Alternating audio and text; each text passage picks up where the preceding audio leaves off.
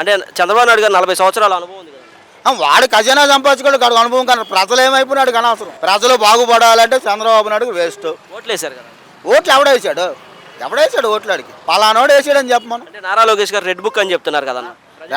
Red book దేనికి? వాళ్ళ జీవితాన్ని కాపాడుకోవడానికి రెడ్ బుక్. ఆ రెడ్ బుక్ మానేసి ప్రజలకు ఏం కావాలో ముందు తెలుసుకోమని. ప్రజలకు ఏం కావాలి ప్రజల్లోకి ఇవాళ రమ్మని నా కొడుకు. ఎలక్షన్ లో వచ్చే ప్రతి నా కొడుకు ఈ రోజు ప్రజలకి మేము ఇది చేశాము, మమ్మల్ని ఎందుకు నమ్మరని ప్రజల్లోకి రమ్మని. ఇవాళ రమ్మను. ఎవడ చంద్రబాబు నాయుడు కాదు, ఆడ తాతాడ ముత్తాత ఎవడైనా సరే ప్రజల్లోకి వచ్చి మేము చేసిన పథకాలు అమ్మా నీకు అందాయి అని ప్రజల్లోకి రమ్మను. తలుపులేసి మంచినీళ్ళు ఇచ్చి కొడతారు నా కొడుకులు. మాకు ఈ పథకాలు అందాయి రాయ్యా చంద్రబాబు నాయుడు గారు, గ్లాసు మంచినీళ్ళు తాగని తలుపులేసి ఆడోళ్ళే కొడతారు, మేము కొట్టక్కర్లా. అంటే పవన్ కళ్యాణ్ గెలిపించండి నేను చేస్తాను దగ్గరుండి అన్నారు కదా. చేస్తున్నాడు సమాజీకరణం, సమాజ పూజ చేస్తున్నాడు. ఆడు ఊగాడు కదా, ఒళ్ళొప్పులు వచ్చి ఇవాళ రెస్ట్ తీసుకుంటున్నాడు. ఆడ కుక్క బతుకు ఆడి దాకా బతుకు, రోడ్డు మీద కుక్క బతికిన దాకా బతుకు అలా అంటారు. అలాంటివండి మరి ఆ రోజు అన్ని జరిగినప్పుడు ఊగేశాడు కదా.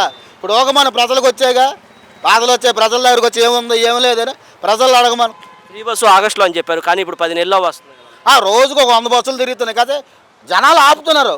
డ్రైవర్ బ్రేక్ ఎత్తలే, బ్రేక్ లేదు వేయకూడదని డ్రైవర్ బ్రేక్ ఎత్తలే. విద్యా వ్యవస్థ గతంలో ఏ విధంగా ఉంది, ఇప్పుడు ఏ విధంగా ఉంది? విద్యా వ్యవస్థ ఏడుతున్నారు తల్లిదండ్రులు, ఎందుకు చదివిస్తున్నావా అని. ఇట్టండలు వచ్చేదగిన ప్రభుత్వానికి ఓట్లేసి ఇందాక అడిగా కదా, ఓట్లేసారు కదనే కొంతమంది వేశారు. ఆ వేసిన తల్లిదండ్రులు ఇవాళ ఏడుతున్నారు మా పిల్లల జీవితాలు ఏంటని. అది అంటే మరి పరిపాలన ఏ విధంగా ఉంటే రాబోయే రోజులు జనం ఏం చేస్తారు? అసలు ఈయన ఎప్పుడు దింపుదామని ఎదురు చూస్తున్నారు. అది అంటే పవన్ కళ్యాణ్ 15 సంవత్సరాలు మేమే ఉంటాం, జగన్మోహన్ రెడ్డి పని అయిపోయింది అని చెప్తున్నారు. ఏం పని అయిపోయింది? వీడికి ఏం తెలుసా? ఈడైనా రోజు వండి పెట్టి పెడుతున్నాడే అంటే ఈడేమో రోజు ఇప్పుడు ఆయన అడిగాడు కదా, జగన్కి 3వ పిల్లాన్ని నేనే, 4వ పిల్లాన్ని నేనే. ఈడేమో రోజు అన్నం కూర వండి పెడుతున్నాడు జగన్ గడికి. ఈడేమో వండి పెడుతున్నాడు పవన్ కళ్యాణ్ గడ. అటు పని అయిపోయిందని ఇటు తెలియడానికి. అది పవన్ కళ్యాణ్ జగన్తో నేను కాపురం చేస్తున్నాడు, ఇటు పని అయిపోయిందని అటు తెలియడానికి. అటు గోపిక అయిపోయిందని ఇడికే కదా తెలియదు. ఇటు పడుకుంటున్నాడా అక్కడ పడుకుంటే కదా ఇటు గోపిక అయిపోయింది లేదని తెలియడానికి. రాజకీయంలో భయపడే అవసరం నేను లారీ డ్రైవర్ని చావదారా రమ్మను.